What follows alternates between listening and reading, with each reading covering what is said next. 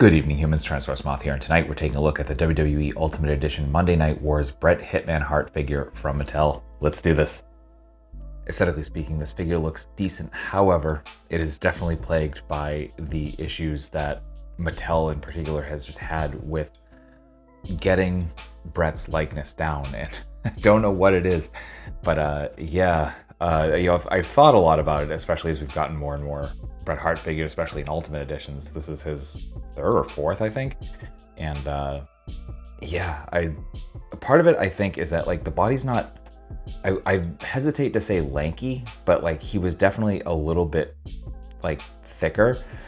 So I think that's where it starts, and that's especially where the head sculpts I think suffer, where his face is just too thin.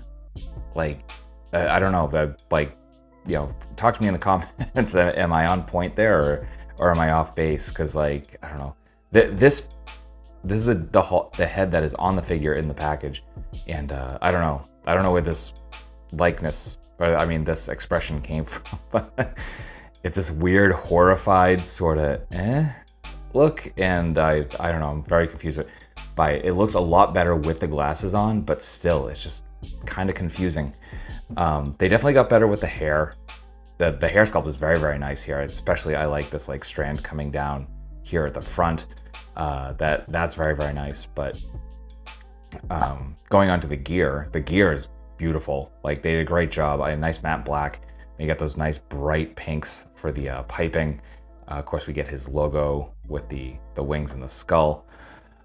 So that's done beautifully. The side details, you know, we get the pink and white flames, Hitman on the side, get the 4 hearts on the right thigh. Like really good stuff here with the gear. Just like colors are perfect, and you know, it looks right. Just the only difference the only thing I really have gripes with, I think, is, you know, the face sculpts, which we'll get into more in the next section.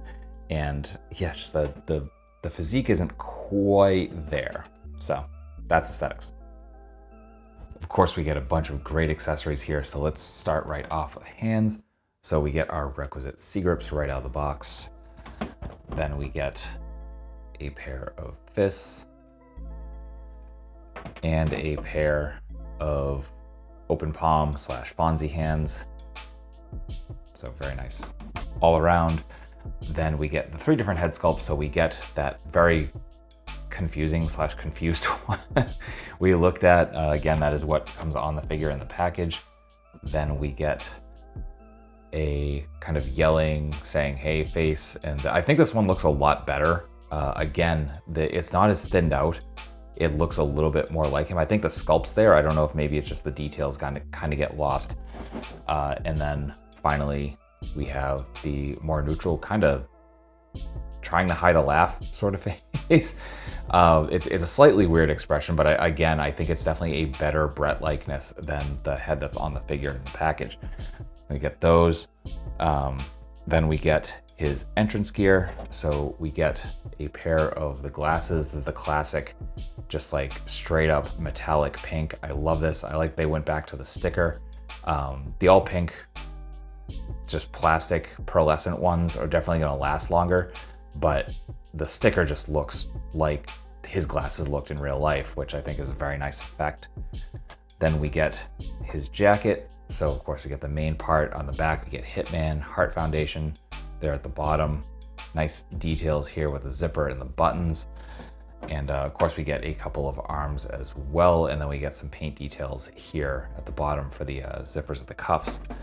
Then finally we get the WWE, WWF at the time, heavyweight title, and this is probably one of my favorite heavyweight belt designs of all time. Just, you know, it's dynamic, it's very distinct, it looks great. I love this belt, and I actually am happy to have this as a figure. I'm not even huge on belts, but I love that this is here. So that will do it for accessories. Articulation balance here are excellent. So as we can see, we can hold our freestanding kicks, no problem. So always awesome there. We do have our barbell joint here at the head, though we're not getting any up thanks to that hair sculpt. The slightest bit of down. We do get a tiny bit of tilt as well, though it does kind of snap back to the middle. And of course, we get rotation there. We get our butterfly joints with some nice back and forward. hinge and swivel at the arms, bringing us to a straight T. We do have bicep swivel, double jointed arms, bringing us to about there. We have hinge and swivel at the wrists. We do get our ball joint here at the diaphragm. So we get, here's our neutral, we get tiniest bit of forward, but it is there. We get better arch back, but still not crazy. We do get some nice side to side though. We get some waist swivel.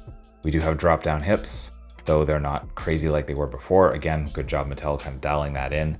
Front kicks, crazy. Like we get past 90 with Bret, so that's great. We do get thigh swivel. Oh, and splits, perfect. Again, they've pretty much all the Ultimate Editions just get perfect splits at this point. Thigh swivel, then we get our double jointed knees, bringing us to there. We do get boot cut. We get perfect point. We get almost inhuman forward. We get a little bit of rocker, both in and out, and then a toe hinge. So that will do it for articulation. Getting into size comparisons, here he is with some other WWE figures. With some other wrestling lines. With some domestics. With some imports. With some monsters. Finally, with an Articulate Icons Oni, and yours truly in human form as a Valorous Action Force figure. So my final thoughts on the WWE Ultimate Edition Monday Night Wars Bret Hart figure from Mattel is that it's definitely a solid figure. It's pretty much what we've seen from other Ultimate Edition Bret Harts. Likenesses, especially in those head sculpts, kind of vary. I don't think all three are as bad as some others seem to be making it out to be. However, I say default head, but the one that comes on to the figure, like the ones on the figure when you see it in the package, is absolutely the worst. Possibly the worst of any of the Bret Hart figures I've seen. But again, like this likeness and the kind of neutral head, I think are actually pretty decent. So yeah, I'd absolutely recommend picking this up if you're a Bret Hart fan.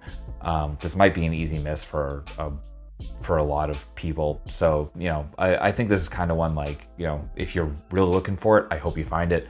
If not, then the, you know, easy pass is just, you know, more money in your wallet. So,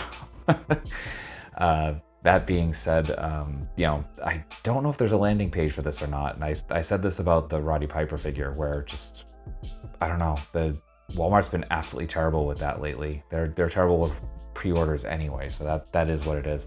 But I wish you the best of luck in finding this on the shelf. These are rolling out as I record this video, and as this goes up, this should still be like showing up on shelves / pegs in Walmart's, as the Monday Night Wars figures are Walmart exclusive.